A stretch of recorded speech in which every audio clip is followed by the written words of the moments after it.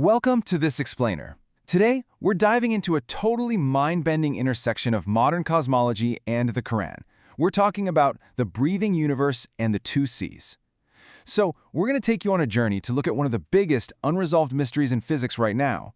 And as you'll see, we're going to explore how a really unique topological reading of ancient verses might actually map out the exact architecture of our cosmos. All right, let's just jump right in. The very first paradigm shift the source material asks us to make is to stop looking at the Quran as just some dusty, ancient historical document. If you look at verses 16, 24, and 25, the text actually frames it as an eternal memory tesseract. It's the active, sealed tongue of Muhammad, uttered first, preserved last. So keep this in mind as we go. The text asks you to remember that this is Allah's sentence, your Rasul talking, and it functions as a multidimensional living trust, an amanat that's meant for you, right here, right now. Okay, so this brings us to a massive scientific mystery known as the Hubble tension. Imagine trying to measure your living room, but getting two completely different sizes depending entirely on where you stand. Well, that's literally what's happening in physics right now. Cosmologists measure the universe's expansion rate in two different ways.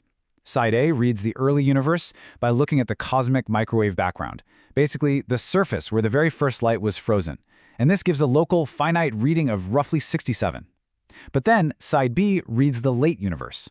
It uses the light of dying stars to measure the full integrated path of expansion, and that yields a rate of roughly 73. So we have two totally valid measurements of cosmic speed, giving us two completely different numbers. Wild, right? To wrap our heads around this impossible tension, the source actually points us to the topology of Musa at the junction of the two C's, which you'll find in chapter 18, verse 60. This whole tension in modern cosmology perfectly mirrors the Quranic junction where two massive bodies of water meet. You've got the local, finite reading measuring the initial breadth of the universe on one side, and the integrated infinite reading measuring the full orbit on the other. They meet, but as the text says, they do not mix. So the absolutely crucial point here is the concept of the barzakh, the tension between 67 and 73. It's not a scientific error. It's not a glitch in the telescope data. According to the text, it is a structural gap. It's the exact boundary where these two C's meet but don't transgress, just like it mentions in verses 1860 and 1878. It's literally a structural necessity that holds the two circumferences of the universe together. Now, why does this tension keep stumping scientists? Mostly because we tend to assume the universe is just a flat surface with a single constant. But the Quranic topology reveals a breathing, closed structure. And here's the thing, a closed universe has two circumferences, and they are not equal. The sources make a great point here. Demanding a single expansion rate from both measurements is kind of like demanding Musa's staff and his wisdom share the exact same root, even though verses 2:269 and 20:18 already prove they're distinct. The finite mind really wants a single fixed pillar to hold everything in place, you know? But the infinite field knows the heavens need no pillar, like it says in 13:2. The universe expands orbitally, and that expansion rate is entirely a function of its position within the breathing cycle. And this brings us to a pretty brilliant resolution. Take a look at verse 57:4. He is with you wherever you are. The expansion rate isn't some flat, static constant. It depends completely on where you, the observer, happen to stand within this cosmic breathing cycle. Your frame of reference literally dictates the measurement. So, if you measure things as an early universe observer, meaning you're standing close to the origin point inside a finite volume, the cosmic breath is still contracted. Because of that, your number is going to be exactly 67. But if you shift your perspective and measure as a late universe observer, reading from the outside and looking back across the whole integrated history of cosmic time, the breadth expanded. Your number is 73. And honestly, this is the really mind-bending part. Mathematically, both measurements are completely true. Both are recognized by the reader who grips the book with strength, referencing verse 19:12. You don't need to force them into a single, false constant. Let's move over to chapter 7, verse 25, and look at the rhythm of the breath to see how this all builds. The solution isn't just averaging 67 and 73 to find some arbitrary middle number. It's realizing that the universe actually breathes in three distinct beats. Therein you will live, that's the inhale, catching the early measurement's contraction right before full expansion. Therein you will die, that's the exhale, the late measurement catching the return after the expansion has run its course. And from it you will be brought forth, that's the final return. The expansion rate is simply the variable rhythm of this cosmic breath. This whole concept is beautifully synthesized in the famous verse 24:35. The reader sees the early light as the lamp and the late light as the oil that feeds it. So what about the cosmological tension? Well, that's the glass right between them. It holds both the lamp and the oil without mixing them, witnessing these two different expansion rates not as an error, but as one unified light upon light.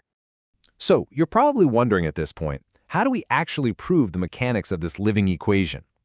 Well, as we'll see, the source shows that we can observe the actual operating law of this breathing universe through an incredibly ancient, yet deeply scientific demonstration. This structural proof for this is found in verse 2:260. Ibrahim asks, "My Lord, show me how you give life to the dead."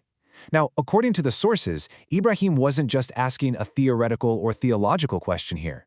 He wanted to witness the actual physical mechanism. He was essentially asking to see the physical equation of wave-particle collapse, how matter scatters and then reassembles itself in real time. And the response he gets is a literal living algorithm. Step 1. Ibrahim cuts 4 birds and scatters their portions on separate hills. This represents the initial distribution, that local split of the early universe. Step 2 is the call. That's the emission of the unbroken frequency, the divine command. And finally, step 3. The birds return to him in haste. This represents the integrated return and the final cosmic closure. Think about it. Before the call, the scattered pieces of the birds look completely disconnected, right? Just like our scattered expansion rates of 67 and 73. But that apparent discrepancy is just an illusion of the local eye. Form distributed under command is not destroyed. It's merely intraversal. Because after the call, they are one living body again.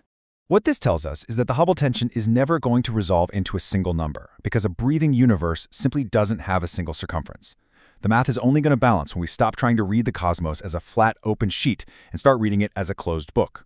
Just like verse 39:23 outlines, it is a consistent, self-referential universe, a tesseract memory where physical and spiritual patterns repeat themselves at absolutely every scale. The early universe and the late universe aren't two completely different realities. They are the exact same verse, just read from opposite ends of the cosmic breath. The local reader sees the contraction, while the integrated reader sees the expansion. But the reader who actually grips the book, they see both as the exact same marvel, the unified return to the face that never perishes, which is stated perfectly in verse 28:88. To truly see this beautiful, unified architecture, the source material gives us a very clear directive. You have to use your absolute intellect, which is defined here as 10-100 AQL. You really need to wake up from the illusions of Tagut, those false, rigid structures and worldly assumptions that keep you trapped looking at a flat, disconnected, and contradictory view of reality. Because the universe really is breathing. The Hubble tension isn't some error in our math, it's the very heartbeat of the cosmos. The tesseract is open, and that memory of home is waiting right there in your hands. So, the final question the source leaves us with to think about is this: when will you activate the book?